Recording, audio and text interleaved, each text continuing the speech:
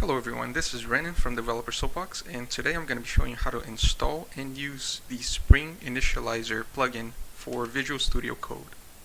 And what this will allow you to do is, instead of having to go to start.spring.io to create your Spring Boot projects, you can now do it straight from VS Code, which is pretty awesome. Okay, so let's go ahead and open Visual Studio Code and click on the Extensions tab. Once you're in there, search for Spring Init.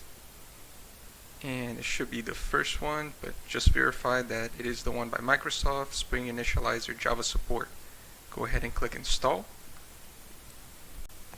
Once the extension is installed, you can use it by either pressing the F1 key or by holding down Ctrl, then Shift, then P.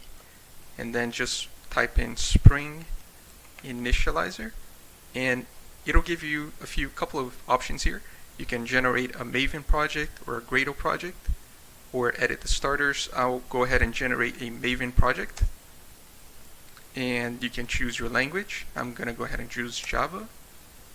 Okay, put in your group ID,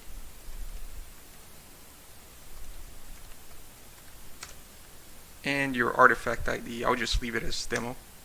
Okay, you can choose your Spring Boot version.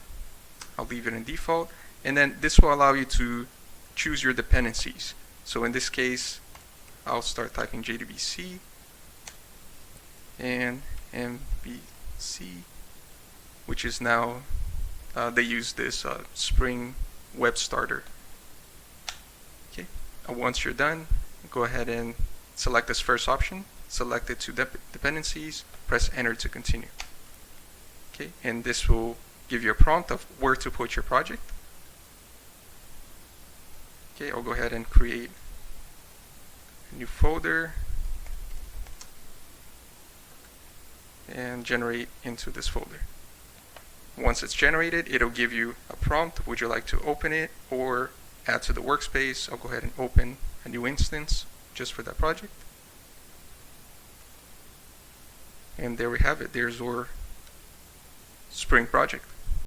And I know this is a short video, but I really just wanted to give a quick introduction into this awesome extension. If you use other full-featured IDEs such as Eclipse or IntelliJ in the past, you had this type of thing easily obtainable through plugins.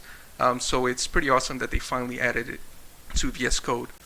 If you're interested in additional information on how to use VS Code for Java development, I do have two other great videos on the subject. One on creating a quick REST API using Spring Boot, and the other is initial setup of the Java plugin for VS Code.